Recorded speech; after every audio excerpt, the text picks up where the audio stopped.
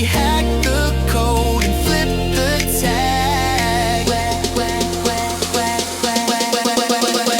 Where cliches come to retire. Drop that beat, turn down to fire. Say what's real, make fears take a seat. Unconventional wisdom, dancing on your feet. Hey.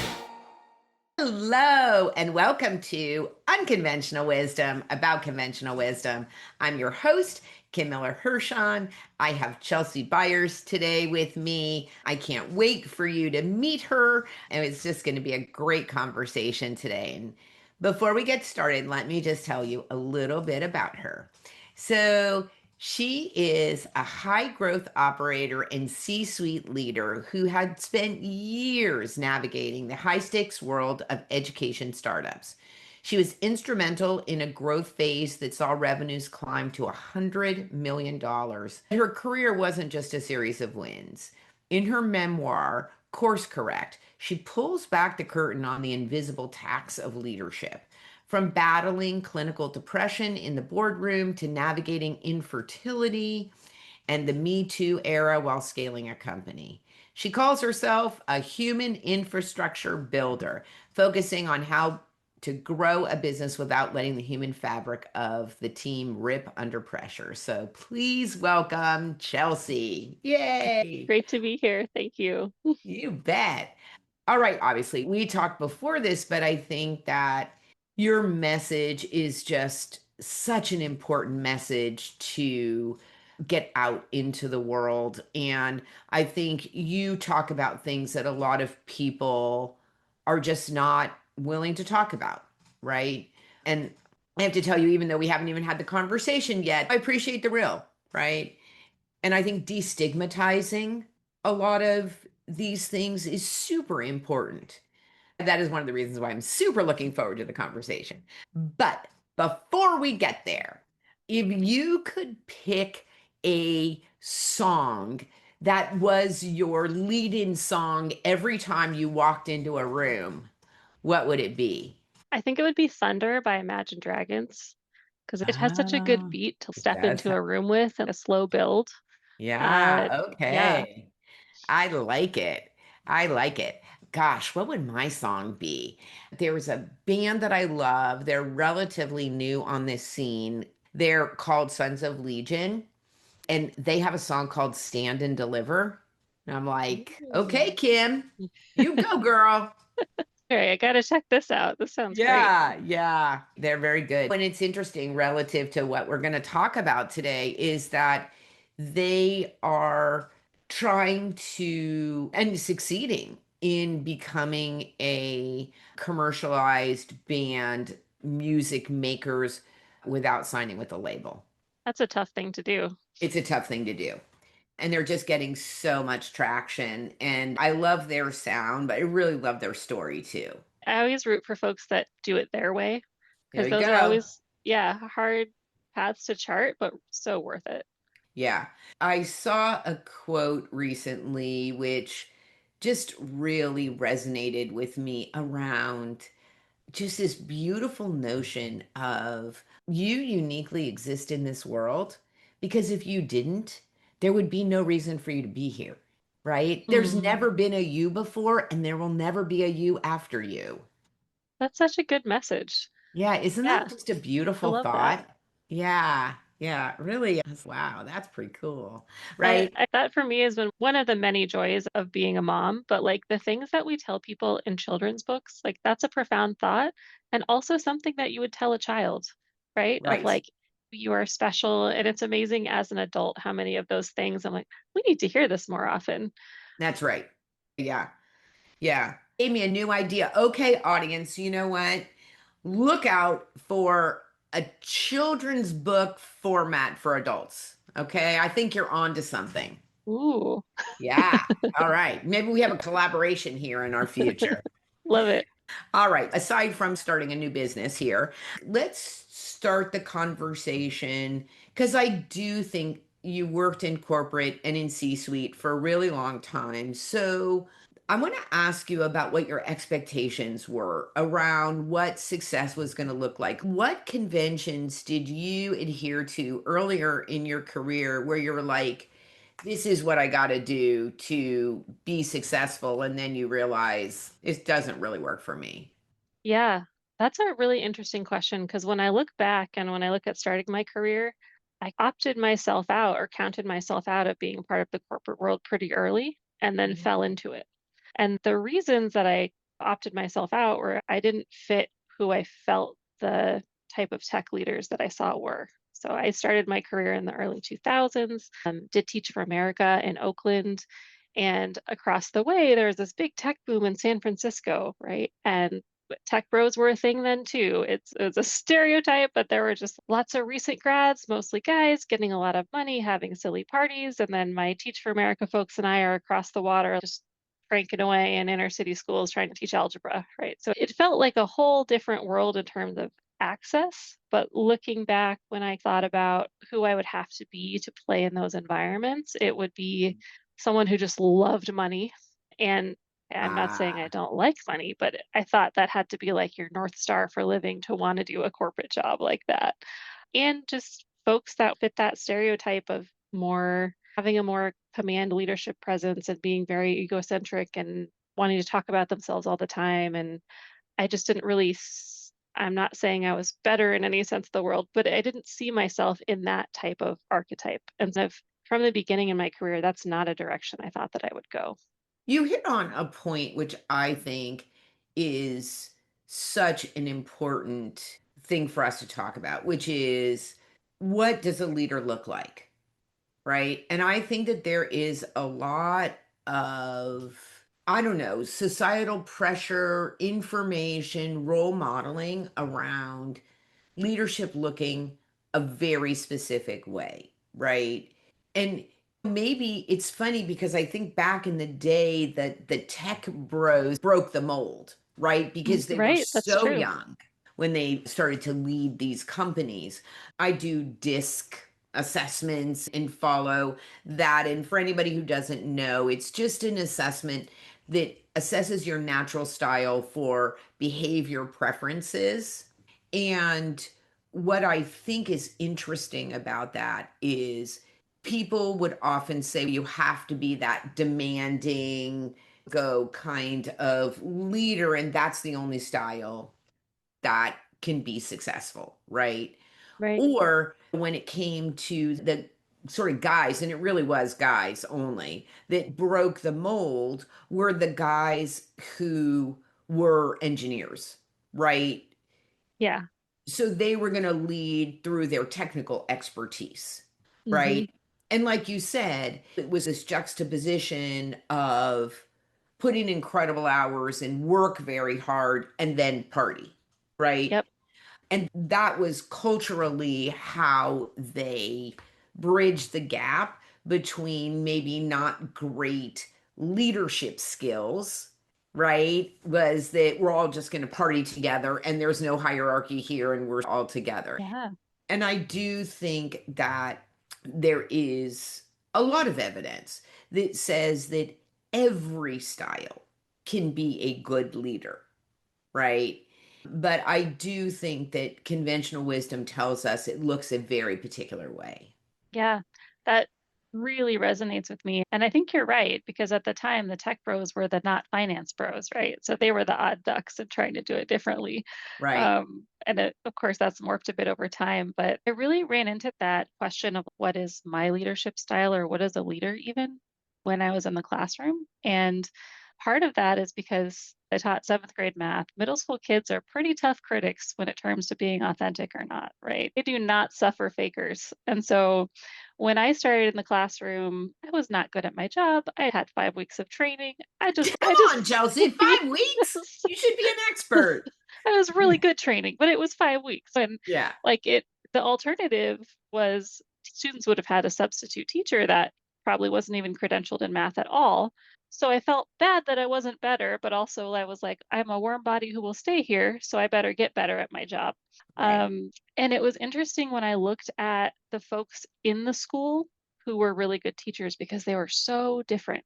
One of the best teachers in our school, she had come through Teach for America maybe 15 years prior to me. She'd stayed in the neighborhood. She was, I don't know, a white lady from the Midwest somewhere, but she had learned Spanish and she was teaching the siblings of her first students and was just super integrated in the community. And she was so effective because she had these deep relationships, and everybody that was from parents to kids knew that she was a part of the family. You respect this teacher, she cares about you, she's fair. Mm. So there was kind of her, and then this guy that was across from me, his name was John. He was a resource teacher. He was really knew the culture of Oakland. He was a younger guy, young Black man who had graduated college and was a big inspiration to the students. And he was also really funny, and he would roast them, and he knew all the slang and all the terms. And if I had tried to come in there and act like him, kids would have been like, "Get you, lady, this is ridiculous, right? We don't respect you." And if I had tried to pretend that I knew a language that I didn't, or say something inauthentically, they would have caught that too. And so I had to think a lot about, and it wasn't even trying to pick a style. It was literally like, is there anything that will work for me to get the respect of these kids, to help Yeah. educate them and be a leader? And actually, what worked for me was I grew up as a country girl and I was around animals a lot. And I was a horse girl. And so I'm very calm. I'd be the person helping usher people into lifeboats on the Titanic. Not the engineer patching the hole, but I'd be calmly leading people over there. I was like, okay, what can I do that shows respect and calm, and using respectful language, and then being really consistent?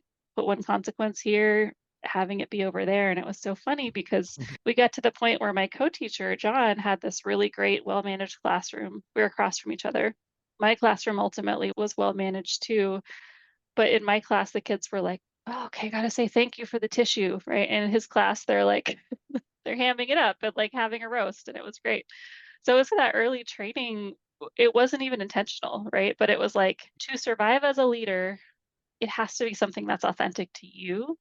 And that, I think, forced a letting go of who do you think a leader is, because Right.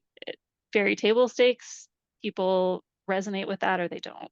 You know what's funny is that it feels like a lifetime ago at this point, but I was a substitute teacher. You were. I Oh, was. And you cool. want to hear the funny thing is that I actually chose to sub in middle school. I have a friend that does that, and Yeah. I am fascinated by both of you because Yeah. that still doesn't sound fun to me. So much fun. But I think there's two things, and I think you're exactly right in terms of being yourself, right? So I think I genuinely like kids, right? I think not everybody does, right? But Mhm. just that squirreliness is just, it so resonates with me. So it's like you walk in, and it's funny because not from kids, but I still often get this. And it's so interesting because I'm sitting down. So even if you're watching this on video, you would not necessarily know this, but I'm actually a relatively petite person. I'm fairly short and kind of small. But what's very funny is that I have a big presence, and I always have had a big presence, right? What I was going to say, what happens to me today is that I'll be in an event or even at a restaurant or in a movie theater or whatever, and somebody will come to me and ask me, what's the agenda? Where's the back? Some stranger, right? And I'm Yeah, just like, I mean, and what's because funny you're is putting it out, right? that's right. What's funny is that there is a part of me that says, I'm a guest like you. Like, why are you asking me? But here's the funny part is I usually know what the answer is. Right. Yeah. So I'm like, okay, Sure, I'll help you. yeah, I'll help you. Right. And so I think that helps in middle school, right? When Yeah. you walk in Yeah. the room and you're like, I know who I am. Right. Hmm. And I'm genuinely curious who you are. And I think that always served me well.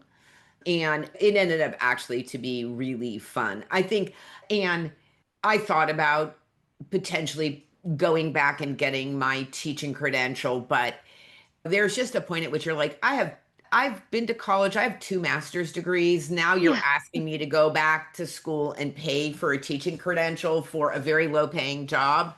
Yeah, I don't actually think It's I'm not the best system to no, I don't think I'm going to do that.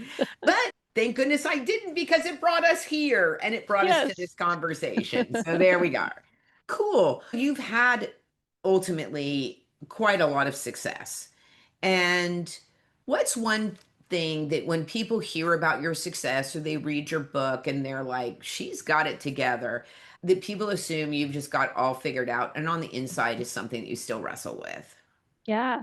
First thing I would say, and just because it's so profound to me, is mental health. I am a very good masker, and I always have been, even at work, even when I've really been in times of crisis. And I think I was able to mask just enough because I had a good support system around me. But I've really been in times of very difficult, Hmm. depressive episodes while trying to manage showing up at work. The person people see at work is on it, engaged them on the video calls, and then you turn off the video and it's just like you want to go sleep for 14 hours and you can't talk Uh-huh. to anybody. That's definitely something behind the scenes that people wouldn't see looking at the Right. resume. Right. And you talk about an invisible tax for showing up like that. So can you say a little bit more about that? What is that experience like for you? Yeah.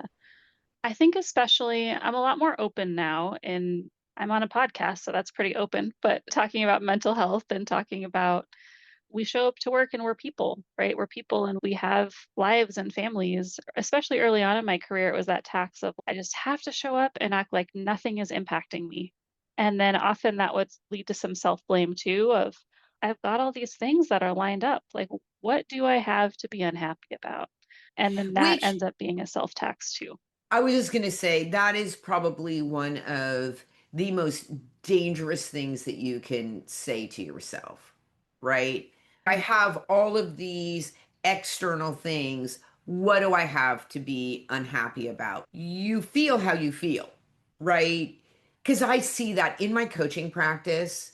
And listen, I'm all for being grateful for what you have. And like you said, creating a great like support system for yourself. And I think it's really important to say that actually is not what mental health or mental wellness is about, right? Creating those things for yourself, the support system, all those things are maybe a part of your journey in getting better, but you feel how you feel. And it is not related to the circumstances necessarily of your life. I think, yeah, that's such a great point because also if we think it's only related to circumstances, it implies you should be able to fix it yourself. And for me, I'm someone who come to the conclusion and I'm fine with it at this point, but I will be a lifetime person on medication to have good mental health. And it took a couple cycles of blaming myself, trying not to be on it, trying to say if I just jogged more, if I just went to yoga, if I just had the right relationships. And it was like, no, I actually can't exercise regularly and have good relationships and show up if I don't have this baseline of my brain functioning. And it's very hard to get out of that blame cycle. Right. And the other thing I think that you're talking about here is that it is not only, but it is also around brain chemistry, Yeah, right? I think what I'm trying to say is that mental wellness, mental health, mental illness, it is about brain chemistry, right? It's a real thing, right? yeah, yeah. I try to think in terms of health is not a skill, it's best effort.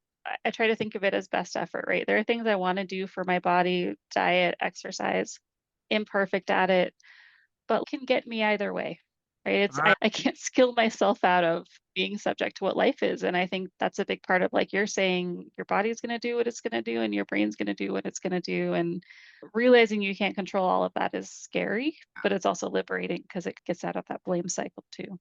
Right, right, right. Oh, yeah. So good. So good. You mention it in your bio and you talk about it in your book.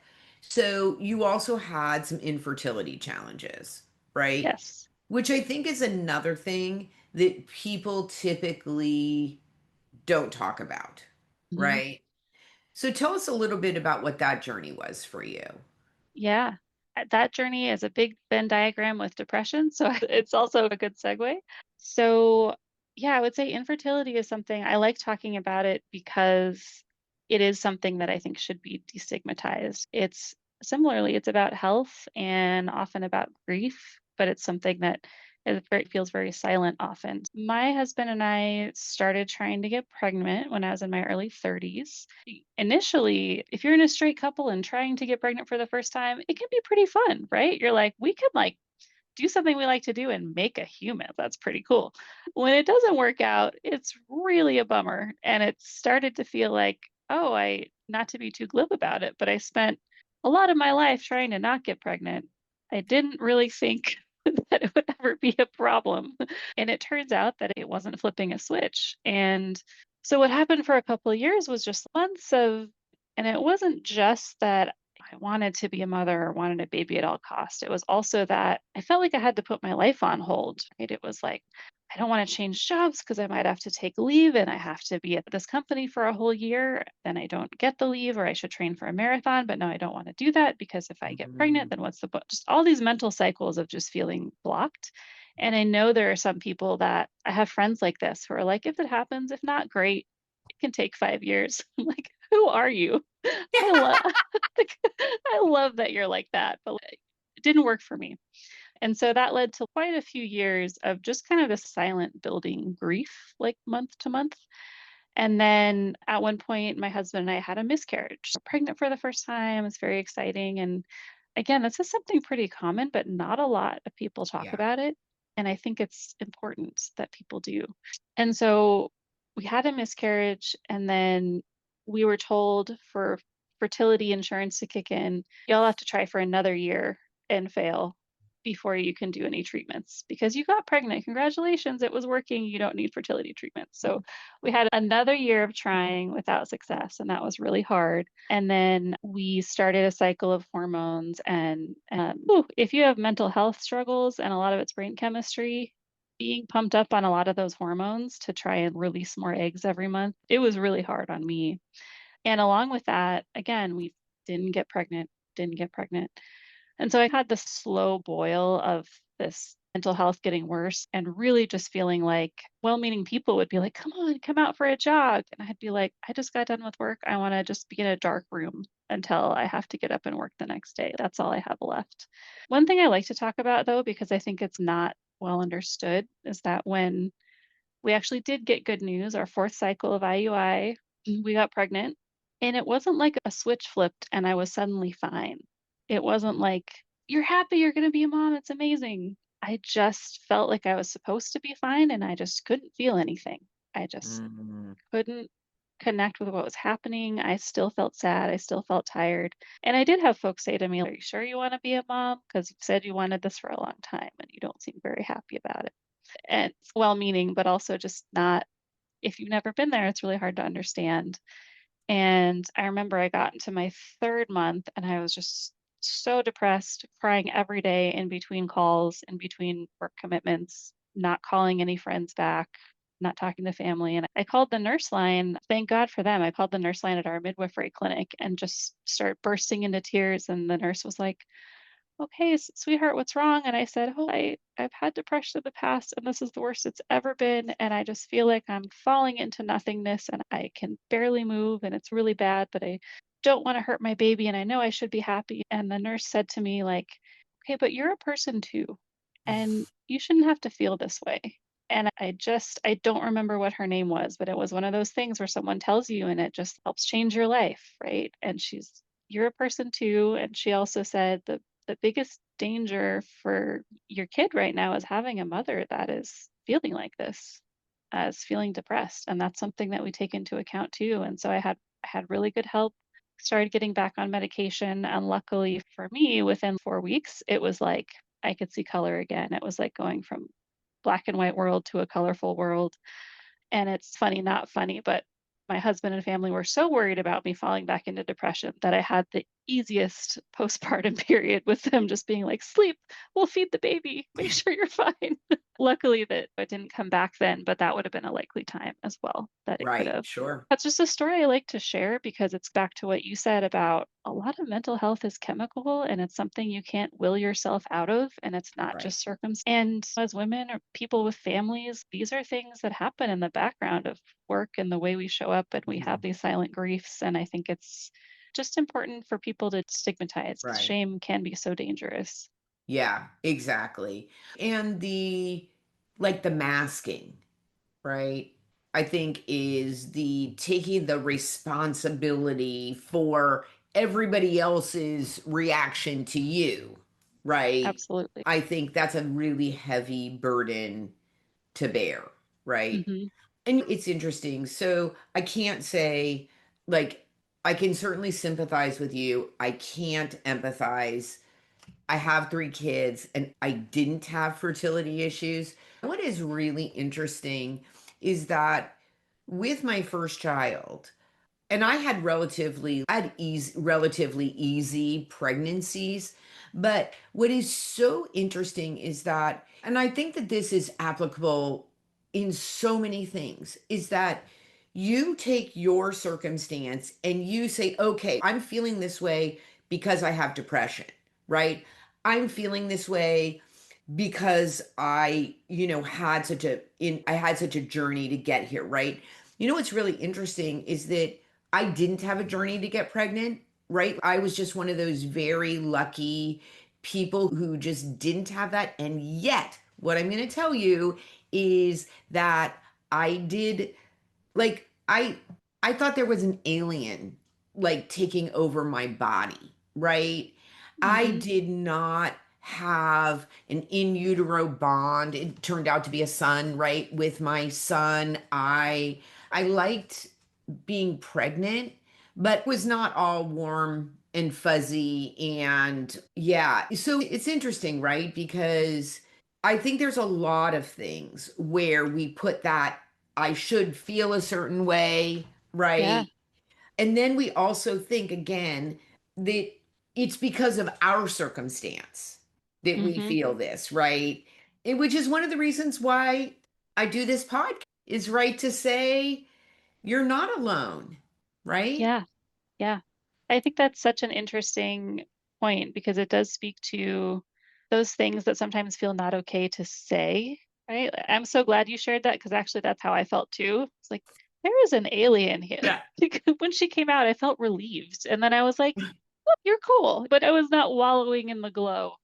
Right. Um, and I guess there are people that feel that way, but it's amazing how a narrative about how you should feel or be gets so strong. And it's sometimes hard to acknowledge or feel like it's fine. You still love your kids. Your life is great. You didn't do it wrong. It's just a different journey for everybody. Exactly. And I think, again, no wiser words have ever been said, right? And we can take that and we can put it into the world of work and in the world of career and success. If the roadmap was written and it was going to work for everybody, we just add Claude or Chat GPT to give us the answer, right? And give us the roadmap, and then we just follow it. But you and I know that is not how life works, right? Right. in in any way, shape, or form. And I think the point for me of doing this podcast and the reason why I wanted to have you on and have this conversation is that you have been successful in your own right, right? So I think we have this misinformation that it's a binary, right? You Hmm. have depression or you have trauma or other, I don't want to label it as bad, but difficult, challenging things in your life. And then you don't have success, right? And Right. Or you think everybody, like yeah, or go you ahead. think like, I'm not a person. I have this, therefore I'm not a person who can do that. That's right. Exactly. And think about, and hopefully this is changing, but people on the spectrum, Mhm. right? Used to be, it's funny. I was talking to a friend not too long ago whose son is a young adult and is looking for a job and is on the spectrum. And one of the things that I suggested on LinkedIn, there's a little badge that you can put around your picture, your portrait, that says neurodivergent, right? And I Yeah. was like, he should wear it loud and proud because you got to own that stuff, right? Hmm. And I think the other thing that happens is that we make this mistake of thinking that people who are successful don't have these things. Correct. Yeah, I right? agree. And then when somebody like the famous TV personality chef, who's the, oh my God, his name just went right out of my head, the Anthony Hopkins? Bourdain, Oh, yeah. That's Anthony Hopkins also came out as on the spectrum, which was right? interesting. Yeah, and who committed suicide, right? Mm-hmm. And everybody's like, but he's so talented. And also the other woman, Food Network chef Anne, I'm not sure what her last name is. Maybe it was Burnell, who also committed suicide. And it's so shocking. But I think part of what happens is that they weren't able to have the kinds of conversations that you and I are having, Yeah, I right? think there really is something to that of openness destigmatizes shame. And I do think shame is one of the most dangerous to live in and that we That's right. force people into. Absolutely right. And this idea of perfection, right? Mhm. This idea of you're successful, then you must not have problems, right? And I Yeah, think again, what I love about this conversation, what I love about talking to you is that you've had these challenges and you're successful, right? And because you're also facing the things, and it doesn't mean, listen, everybody has ups and downs in their life, right?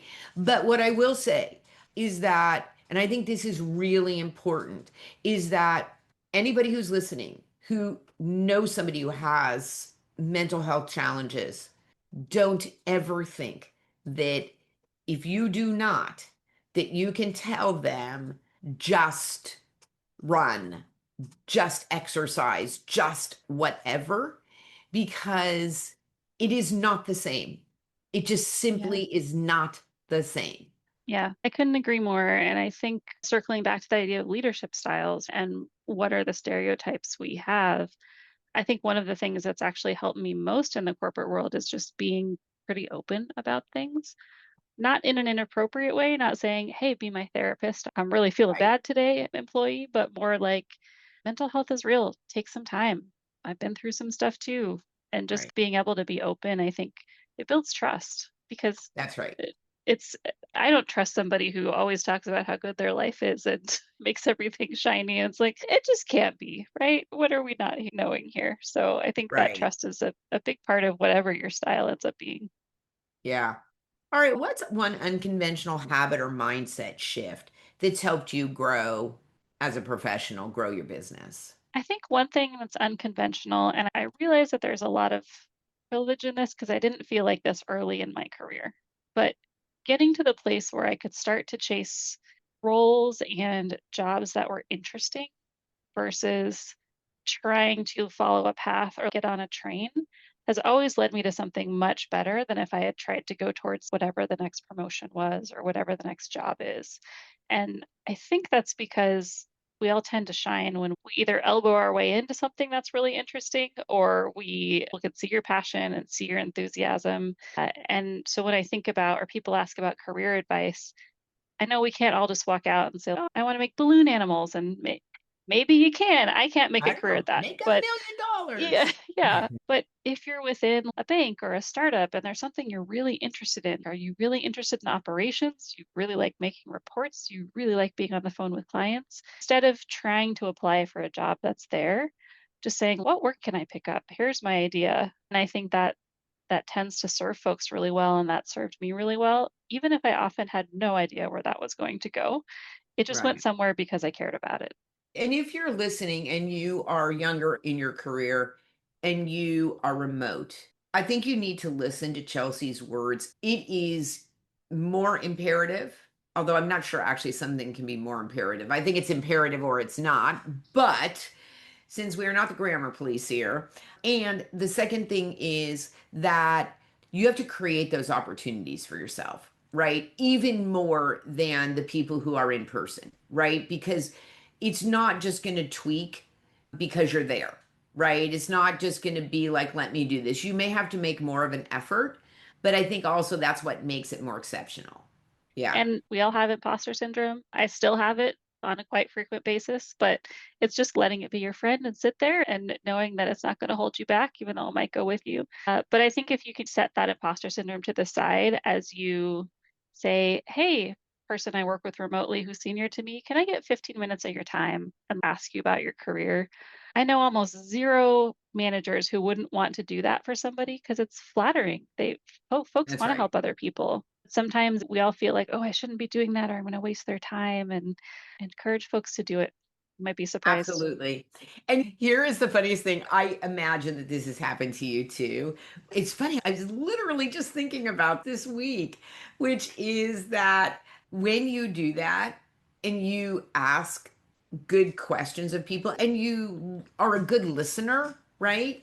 What is so funny is that the person who you've interviewed or you've talked to, they will generally walk away thinking like, "Oh my God, that was such a great conversation," right? That's true. Without sort of the reality of it was a great conversation because you just talked like 90% of the time, right? Yeah, I think that's true in job interviews too. The job interviews I've showed up at where I've just researched the company and then asked 4 or 5 questions, they thought I was much more clever than I actually was because they were talking most of the time, but it did show an interest, right? And it got them Yeah. excited. Yeah. Yeah. I also know somebody who got fired not too long ago because they used AI and they didn't check the answers and then it was not the right company, right? Oh no. The situation was that they were working at a company and they got bought by a bigger company who then had wanted to make sure that the new employees understood their product mix and so forth and kind of phoned it in. Yeah, that did That, not go well. Let's just say that's that. a good cautionary tale of you've got to own your AI output. Yeah, there you go. Right. So, yeah. Oh my gosh, Chelsea, like what an amazing conversation. Thank you so much. This was so much fun. I'm leaving this more energized than I did coming in, and that's such a gift. Yay. So thank you. Yeah, thank you. And a listener, I just want to say to you, go buy Chelsea's book. The link will be in the show notes. And just own your own stuff and move from there. And if you're in a place where it's either not acceptable to talk about in an appropriate level, what is up for you, either see if there's a way to make some change internally, or maybe you are not in the right place, right? And I know that's easy to say, but make a plan, right? Make a plan. It's really important to be valued for all of you, not just the facade of you. So, Absolutely. yeah. All right. So, again, Chelsea wrote a book about her experience. You can get the link and buy the book. It'll be in the show notes. And then for me, I have two asks for you. One, if you like these conversations, please subscribe because that just helps us continue to have great guests. And then the last thing is I put out a newsletter every Thursday. Subscribe. It's just got one thing in it. It's good advice. It's typically going to come with an action item or a worksheet or a doing thing. On that note, thank you for listening. I'm your host, Kim Miller-Hershon. We've been talking to Chelsea Byers. This is Unconventional Wisdom about conventional wisdom. Go out there and be a better human. Where cliches come to retire. Try